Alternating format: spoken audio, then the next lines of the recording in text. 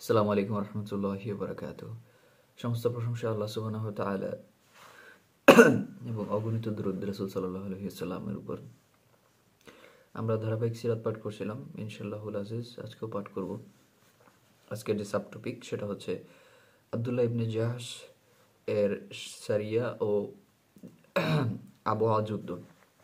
রাসূলুল্লাহ সাল্লাল্লাহু আলাইহি ওয়াসাল্লাম বিভিন্ন গোত্র ও ছোট এলাকায় ছোট ছোট অভিযান, মানে ছোট ছোট অভিযানকেই কিন্তু আসলে সারিয়া বলে।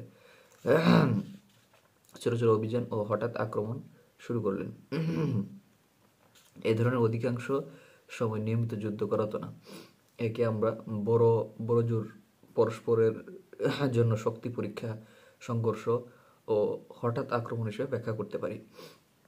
তার উদ্দেশ্য ছিল কাফের মুশরিকদের ভীত সন্ত্রস্ত করে তোলা এবং ইসলামের শান শৌকত ও কর্মতৎপরতা প্রকাশ পাওয়া। এবার এসব ছোটোখাটো লড়াই, সংঘর্ষ ও হঠাৎ আক্রমণ থেকে এর পুরো ফায়দা পাওয়া যায়।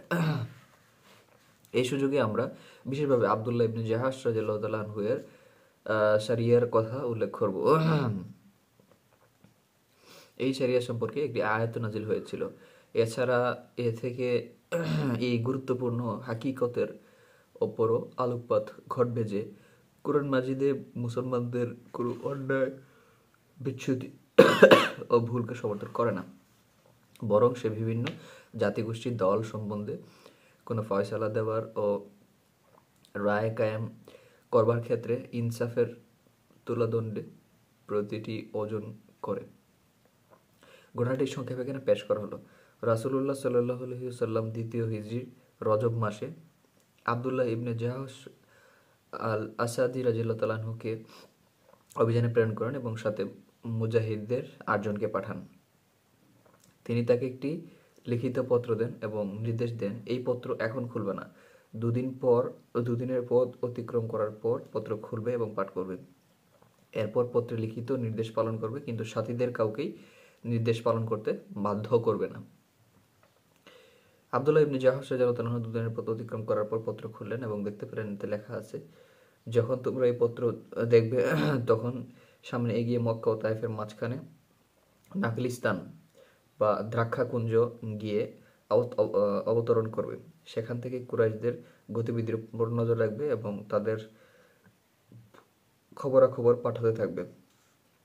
আব্দুল্লাহ ইবনে জাহাশ রাদিয়াল্লাহু তাআলা আনহু পত্র পাঠ করলেন, বললেন, আমার মনিবের হুকুম আমার চোখের মণি তুল্য। এরপর তিনি নিজের সঙ্গী সাথীদের বললেন, রাসূলুল্লাহ সাল্লাল্লাহু আলাইহি ওয়াসাল্লাম আমাকে নির্দেশ দিয়েছেন সামনে এগিয়ে গিয়ে আমরা যেন নাগলিস্তানে অবতরণ করি, সেখান থেকে কুরাইশদের গতিবিধির উপর তীক্ষ্ণ নজরদারি রাখি এবং তাকে খবর জানাই। তিনি আমাকে এও জানিয়েছেন এ ব্যাপারে আমি যেন কাউকে বাধ্য না করি। এখন তোমাদের মধ্যে যার শাহাদাতের তীব্র আকাঙ্ক্ষা ও আগ্রহ বাসনা রয়েছে সে আমাদের সঙ্গে আসবে, আর যে তা চাও না সে ফিরে যাও। অবস্থা যাই হোক না কেন আমাকে যে কোনো মূল্যে রাসূলুল্লাহ সাল্লাল্লাহু আলাইহি ওয়াসাল্লামের হুকুম তামিল করতেই হবে। এরপর তিনি সামনের দিকে রওনা হলেন। তার সকল সঙ্গীর সাথেই তার সাথে থেকেছেন, পেছনে থাকতে একজনও রাজি হননি। সামনে এগিয়ে গিয়ে তিনি ও তার সঙ্গী সাথীরা নাগিলস্তানে অবস্থান নিলেন। ইতিমধ্যে একটি কুরাইশ কাফেলা সেখান দিয়ে অতিক্রম করছিলেন। এই কাফেলায় আমর ইবনে হাদরামিও ছিল। কুরাইশ এই কাফেলা দেখে ভয় পেয়ে যায়।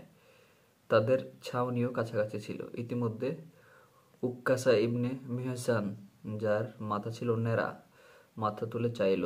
কুরাইশরা তাকে দেখতে পেয়ে নিশ্চিত হলো যে এবং বলল, ওদের ভয় পাবার কিছু নাই, ওরা তো ওমরা করতে যাচ্ছে। এই ঘটনা ছিল দ্বিতীয় হিজরির রজব মাসের শেষ দিকে। এরপর মুসলমানরা নিজেদের মধ্যে পরামর্শ করলো এবং সিদ্ধান্ত নিল, যদি তোমরা এসব কাফেরকে এই রাতে ছেড়ে দাও তাহলে এরা মসজিদুল হারামে প্রবেশ করবে এবং সেখানে তোমাদের যেতে বিরত রাখবে। আর যদি তোমরা ওদের সঙ্গে লড়াই রত হতে চাও তাহলে সম্মানিত পবিত্র মাসে যুদ্ধ করতে হবে। এতে সকলে দ্বিধাদ্বন্দ্বে ছড়িয়ে পড়লো, সকলের মাঝে দ্বিধাদ্বন্দ্ব, এবং তাদের এ ধরনের পদক্ষেপে কিছুটা ভয়ের সঞ্চারও আসলে হলো। অতঃপর তারা নিজেদের উৎসাহিত করে তুলে এবং সবাই একমত হয় এদের যতজনকে সম্ভব হত্যা করা হবে এবং তাদের মাল সামান হস্তগত করা হবে। অতঃপর তাদের মধ্য থেকে প্রথমে ওয়াকেদ ইবনে আবদুল্লাহ আত-তামিমি রাদিয়াল্লাহু তাআলা আনহুকে তীর নিক্ষেপ এবং আমর ইবনে হাদরামিকে মৃত্যুমুখে পাঠিয়ে দেন। দুজনকে বন্দী করা হয়। আবদুল্লাহ ইবনে জাহাশ রাদিয়াল্লাহু তাআলার সঙ্গী সাথী কাফেলা ও দুজন বন্দীসহ ফিরে এলেন।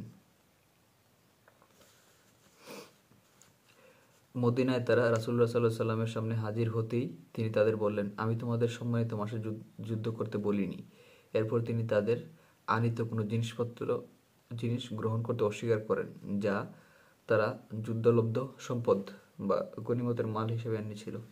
রাসূলুল্লাহ সাল্লাল্লাহু আলাইহি সাল্লাম যখন তাদের একথা বললেন, তখন তাদের হাত পা ফুলতে শুরু করলো এবং তাদের আশঙ্কা হলো যে এখন তাদের ধ্বংস সুনিশ্চিত। অপরদিকে মুসলমানরাও তাদের খুব ভালো মন্দ বলল এবং বকাবকি করলো। কুরাইশরা বলল, না, মুহাম্মদ তো সম্মানিত, নিষিদ্ধ মাসেও যুদ্ধবিগ্রহ রক্তপাত জায়েজ করে দিল। এ সময় কোরআনের আয়াতটি নাজিল হয়, সম্মানিত মাস সম্পর্কে তোমাদের জিজ্ঞেস করে যে তাতে যুদ্ধ করা কেমন, বলে দাও এতে যুদ্ধ করা ভীষণ বড় পাপ, আর আল্লাহর পথে বাধা সৃষ্টি করা ও কুফরি করা, মাসজিদুল হারামের পথে বাধা দেওয়া ও সেখানকার অধিবাসীদের বহিষ্কৃত করা আল্লাহর নিকট তার চেয়েও বড় পাপ, আর ফিতনা হত্যা অপেক্ষা মহাপাপ।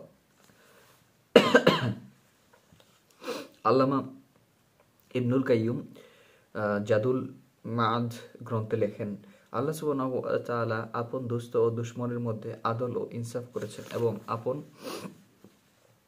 মকবুল ও পছন্দনীয় বান্দাদের সম্মানিত মাসে গুনাহে লিপ্ত হওয়াকে সমর্থন করেননি, বরং একে এক গুরুতর বিষয় বলে উল্লেখ করেছেন এবং সাথে সাথে এও প্রকাশ করে দিলেন তাদের দুশমন মুশরিকরা সম্মানিত মাসে গুনাহে লিপ্ত হওয়ার চেয়ে অনেক বেশি নিন্দা ও শাস্তির যোগ্য, বিশেষ করে এই অবস্থায় যে তার মাকবুল বান্দারা এক্ষেত্রে ভিন্নতর ব্যাখ্যায় আশ্রয় নিয়েছিল। বলা যায় তাদের এ ব্যাপারে এক ধরনের বিচ্যুতি হয়েছিল যে আল্লাহ সুবহানাহু ওয়া তাআলা তাওহীদি আকীদা, আনুগত্য, ইবাদত ও রাসূলুল্লাহ সাল্লাল্লাহু আলাইহি ওয়াসাল্লামের সাথে হিজরত ও আল্লাহর কুরবানির বদৌলতে ক্ষমা করেছিলেন। রাসূলুল্লাহ সাল্লাল্লাহু আলাইহি ওয়াসাল্লাম আল আবওয়া যুদ্ধে, যাকে বুয়াত বলা হয়, স্বয়ং শরীক হয়েছিলেন। এটা ছিল তার প্রথম যুদ্ধ। এটি যুদ্ধ পর্যন্ত গিয়ে গড়ায়নি। তারপর তিনি ফিরে আসেন। এরপর কয়েকটি ছোটখাটো ও বড় ধরনের যুদ্ধ হয়। ওকে, এরপরে আমাদের সাবটাইটেল হচ্ছে সিয়াম আসলে আমাদের কিভাবে ফরজ হলো। ইনশাল্লাহ আমরা এটা কালকে পড়বো। তারপর আমাদের পরের চ্যাপ্টার হচ্ছে বদরের যুদ্ধ। আপনারা জানেন ইসলামের ইতিহাসে বদরের যুদ্ধের ভূমিকাটা আসলে অনেক বেশি। এটার উপর অনেক কিছু ডিপেন্ড করছে, আসলে এখনও করে। ইনশাআল্লাহ আজিজ আমরা এগুলো পরবর্তী দিন যদি বেঁচে থাকি আলোচনা করবো। সে পর্যন্ত সবাই ভালো থাকুন, সুস্থ থাকুন। আমার জন্য দোয়া করবেন, আল্লাহ সুবহানাহু ওয়া তাআলা যেন আমার মতো পাপী বান্দাকে মাফ করে দেন, নাজাতের ব্যবস্থা করে দেন এবং অ্যাকসেপ্ট করেন। আল্লাহর দয়া যেন আমার উপর আল্লাহ নাজিল করেন। আল্লাহর দয়া ছাড়া বাঁচার কোনো পথ নাই। কবরেই আমরা বাঁচতে পারবো না আল্লাহর দয়া ছাড়া। সো আল্লাহর দয়া খুব প্রয়োজন, খুব খুব বেশি প্রয়োজন। কোনোভাবেই আসলে বাঁচা সম্ভব না আল্লাহর দয়া ছাড়া। আমরা হয়তো এখন খুব গাফেল, আমরা বুঝি না, ফিল করতে পারি না।